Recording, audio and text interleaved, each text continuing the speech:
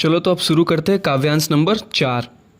तो इसकी लाइन है, कौशिक सुनहु मंद येहू बालकु कुटिल कालबस निज कुल धालकु। यहाँ से लेके दोहा है, सुर समर करनी करही कही न जवाबही आपू विद्यमान रह पाई रिपु कायर कथि प्रतापु। यहाँ तक हम लोग पढ़ेंगे।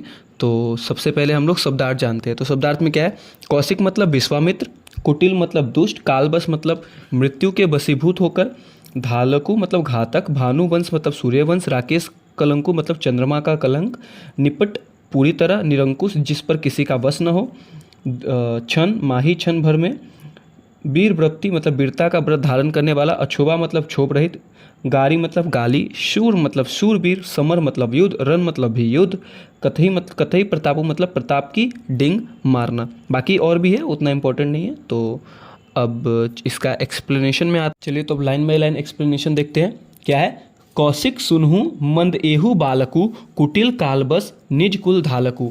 परशुराम को लक्ष्मण की व्यंग बातें भरी बातें सुनकर और क्रोध आ गया। मतलब कि लक्ष्मण ने उनसे व्यंग के रूप में जो बात किया था उसको सुनकर परशुराम जी को और गुस्सा आ गया। तो उन्होंने कौशिक यानी विश्वामित्र से बोले, हे विश्वामित्र, यह बालक यानी लक्ष्मण बहुत ही कुबुद्धि और दुष्ट है, और ये अपने कुल का, यह बालक बहुत ही दुष्ट है, और यह अपने काल मृत्यु के बस में आकर अपने कुल का घातक बन रहा है। दूसरा लाइन, भानुवंश राकेश कलंकु निपट निरंकुश अवधु असंखु। मतलब कि ये सूर्यवंशी बालक चंद्रमा पर लगे हुए कलंक के समान है। यह पूरी तरह से उद्दंड है, मूर्ख है और निडर भी है।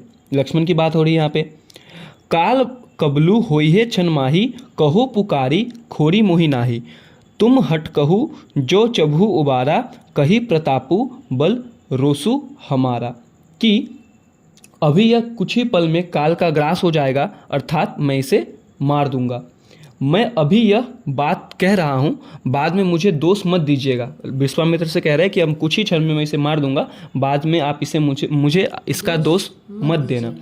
यदि आप इसे बचाना चाहते हैं तो मेरे प्रताप, बल और क्रोध के विषय में बताकर अधिक बोलने से मना करो। यानी परशुराम जी विश्वामित्र को कह रहे हैं कि अगर तुम लक्ष्मण को बचाना चाहते हो तो इसे बताओ कि मैं कौन हूँ। लखन केहू सुनी सुजु तुम्हारा, तुम ही अछत को बनरे पारा। आपने मुँह तुम आपनी करनी, बार अनेकु भांति बहु बरनी। लक्ष्मण इतने पर भी नहीं माने और परशुराम को क्रोध दिलाते हुए बोले, हे मुनिवर, आपका सुयश मतलब आपके बारे में आपकी जो बातें हैं वो आपके अलावा मतलब आपके रहते हुए और कौन बोल सकता है। आप तो अपने ही मुंह से अपनी करनी बता रहे हैं और अपने विषय में अपने अनेक बार वर्णन किया है। यदि इतना सब कुछ कहने के बाद भी आपको संतोष नहीं हुआ तो और भी कुछ कहना है तो कह दीजिए। आम भाषा में क्या बोले लक्ष्मण जी कि आप तो अपने बारे में तब से बोल रहे हैं, फिर बोल रहे हैं कि विश्वामित्र जी को आप बोल रहे हैं कि मेरे बारे में बताओ। आपको अगर और भी कुछ बोलना है अपने बारे में तो आप बोलिए। वीर व्रति तुम धीर अछोभा, गारी देत न पाभु शोभा। आप क्रोध को रोककर असह्य दुख को सहन कर रहे हैं। और मतलब इस लाइन का मतलब क्या है कि आप वीरता का व्रत धारण करने वाले, धैर्यवान और क्षोभ रहित है। आपको गाली देना शोभा नहीं देता। अब आते हैं दोहा। सूर समर करनी करही कही न जवाब ही आपू विद्यमान रह पाई रिपु कायर कथि प्रतापु। और यहाँ पे बहुत बड़ी बात कह रहे हैं परशुराम को लक्ष्मण। क्या कह रहे हैं कि जो सूरवीर होते हैं वो अपनी करनी युद्ध में दिखाते हैं। मतलब कि वो बातें नहीं करते, युद्ध में दिखाते हैं अपनी ताकत। बातों से अपना वर्णन नहीं करते। शत्रु को युद्ध में उपस्थित पाकर भी अपने प्रताप की व्यर्थ बथा करने वाला कायर हो सकता है। मतलब कि बोल रहे हैं कि अगर आप सच्चे योद्धा होते, मतलब कि जो सच्चे योद्धा होते वो युद्ध में लड़ाई करते हैं, अपने बारे में अपनी तारीफ नहीं करते। और जो अपने शत्रु के सामने लड़कर नहीं बल्कि अपनी तारीफ करते, अपने बारे में बताते, वो वास्तव में कायर होते। और ये बात उन्होंने बहुत बड़ी बात कह दी। तो ऑब्वियस सी बात है कि इस पे परशुराम का क्रोध और बढ़ेगा। तो वो हम काव्यांश 5 में समझेंगे। तब तक के लिए इतना ही। चलो तो अब काव्यांश नंबर 5 जो कि है, तुम तो कालू हाँक जनु लाबा, बार बार मोही लागी बुलाबा। यहाँ से लेकर दोहा है, अयमय खार न उखमय अजहू न बूझ अबूझ। यहाँ तक तो शब्दार्थ जानते हैं। कालू मतलब काल, मृत्यु, हाँक मतलब आवाज़ लगाना, जनु मतलब जैसे, सुधारी मतलब सुधाकर, कर मतलब हाथ, कटुवादी मतलब कड़वे वचन बोलने वाला, बध जोगु मतलब मरने के योग्य, बाँचा मतलब बचाया, मर निहारा मतलब मरने वाला, सांचा सच में ही, खर मतलब दुष्ट, बाकी अस्मय मतलब होता है लोहे की बनी हुई, खार मतलब तलवार, उखमे मतलब गन्ने की बनी हुई, अजहू मतलब अब भी। तो चलो लाइन बाय लाइन पढ़ते हैं। क्या है कि तुम तो कालू हाँक जनु लावा, बार बार मोही लागी बुलावा, सुनत लखन के बचन कठोरा, परसु सुधारे धरेहु घर घोड़ा। मतलब कि लक्ष्मण परशुराम से बोले कि मुझे ऐसा लग रहा है मानो आप काल को हाँक लगाकर बार बार उसे मेरे लिए बुला रहे हैं। मतलब कि ऐसा आप बार बार मौत को मेरे लिए बुला रहे हैं। और लक्ष्मण जी ने जब ये बात कही तो उनके ऐसे कठोर वचन को सुनकर परशुराम का क्रोध और बढ़ गया और उन्होंने अपने भयानक फरसे को घुमाकर अपने हाथ में ले लिया और बोले अब लोग मुझे दोष मत देना। मतलब कि ऐसा जब लक्ष्मण बोले तो और गुस्सा हो गए। अब जनि दे ई दोसु मुहि लोगु, कटुबादी बालकु बध जोगु, बाल बिलोकी बहुत मैं बाचा, अब येहू मर निहार का भा सांचा। मतलब कि परशुराम ने गुस्से में क्या कहा कि अब आप लोग मुझे दोष मत दीजिएगा, इतने कड़वे वचन बोलने वाला यह बालक मरने के ही योग्य है। बालक सोच देखकर, मतलब मैं लक्ष्मण को बालक समझकर अभी तक बचा रहा था, पर यह सचमुच मरने वाला है। परशुराम के क्रोध को देखकर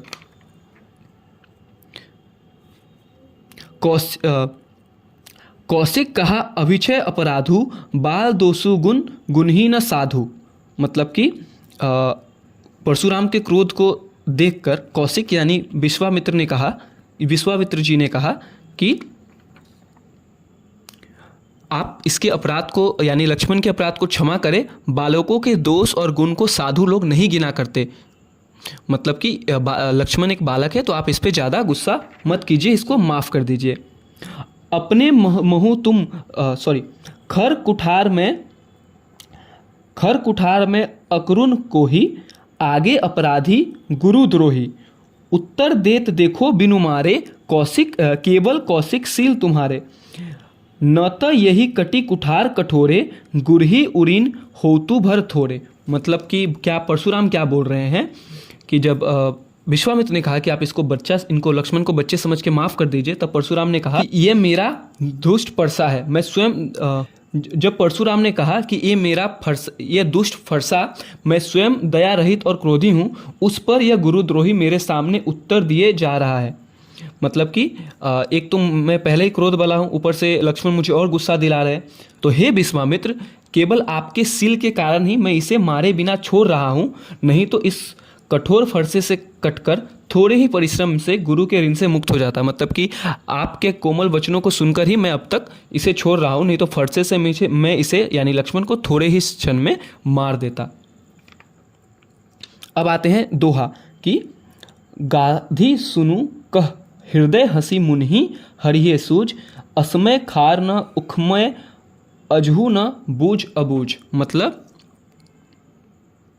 परशुराम के वचन को सुनकर विश्वामित्र ने अपने हृदय में हंसकर सोचा कि मुनि परशुराम को हरा ही हरा सूझ रहा है, अर्थात चारों ओर विजयी होने के कारण वे राम और लक्ष्मण को साधारण क्षत्रिय ही समझ रहे हैं। मुनि अब भी नहीं समझ पा रहे कि ये दोनों बालक लोहे की बनी हुई तलवार है, गन्ने के रस की नहीं, जो मुंह में लेते ही गल जाए। अर्थात राम लक्ष्मण सामान्य वीर न होकर बहुत पराक्रमी योद्धा है। मतलब कि परशुराम जी ने आज तक बहुत क्षत्रियों को हराया है, तो वो राम और लक्ष्मण को भी आम क्षत्रियों की तरह समझ रहे थे। लेकिन वास्तव में अगर देखें तो राम स्वयं भगवान है ना, तो राम और लक्ष्मण बहुत ही ज़्यादा क्या है, शक्तिशाली है। लेकिन परशुराम जी को क्या लगता है कि वो भी बाकी राजा या फिर राजकुमार क्षत्रियों की तरह ही है। क्यों ऐसा लग रहा है? क्योंकि वो गुस्से में है।